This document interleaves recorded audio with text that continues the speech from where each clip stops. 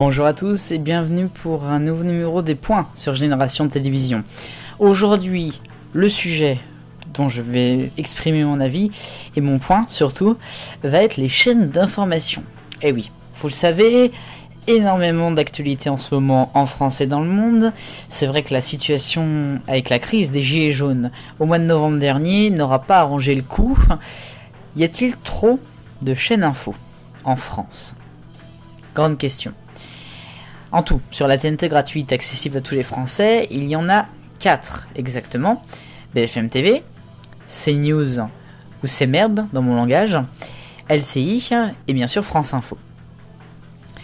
Il faut pas oublier que nous avons également France 24, qui est une chaîne également publique, donc aussi payée par la redevance, mais qui elle s'occupe plutôt de l'actualité internationale et n'est diffusée que par exemple sur le satellite ou encore sur la TNT parisienne. Ensuite, il nous reste comme chaîne Euronews, qui a été rachetée par NBC. Et puis après, pour les chaînes internationales, nous avons bien sûr BBC News, NBC News et d'autres. Alors pour ce qui est de la France, et pour en revenir là-dessus, y en a-t-il trop des chaînes d'info? 4 pour la TNT, c'est quand même énorme. Il y en a beaucoup trop, sachant qu'elles ne servent pas toutes à grand chose. Au départ, les 4 chaînes devaient être vraiment très différentes les unes des autres. Nous avions BFM TV, qui était une chaîne, comme on la connaît, c'est-à-dire dans le hard news, avec beaucoup d'infos, les breaking news, enfin bref, au cœur de l'actualité. Un peu racoleux, c'est vrai.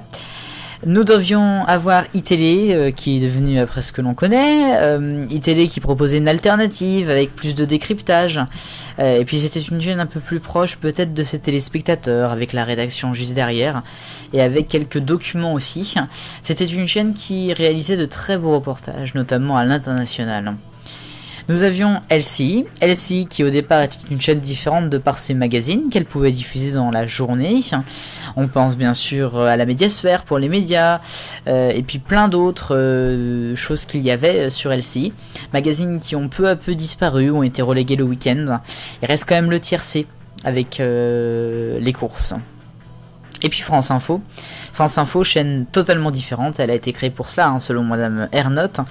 2016, c'est le lancement de France Info, une chaîne différente, un ton différent. Alors certes, le ton il y est, pas tout le temps, c'est vrai, ça commence un petit peu à revenir normalement. Et puis des reportages, pas de publicité surtout, et puis vous les imaginez bien, beaucoup de nouveaux modules. La force de France Info, c'est les modules. Et puis il y avait aussi le fameux rappel des titres de Radio France à 10 minutes, 20 minutes, 40 et 50 minutes, si l'on compte pas l'info à 30. Tout cela sur France Info a également un petit peu disparu au fil du temps, puisque maintenant tous les samedis c'est édition spéciale, ou presque. Ils essayent un petit peu de garder leur cap, mais le problème c'est que les audiences ne suivent pas, donc quand les audiences ne suivent pas, il faut bien faire comme les autres, et comme BFM TV. C'est triste. Bref, y a-t-il trop de chaînes info en France? À votre avis? C'est à vous de le dire maintenant dans les commentaires. Pour terminer, moi je dirais bien quand même qu'il y a une chaîne qui excelle par son traitement de l'information. C'est ni BFM, ni CNews, ni LCI, ni France Info.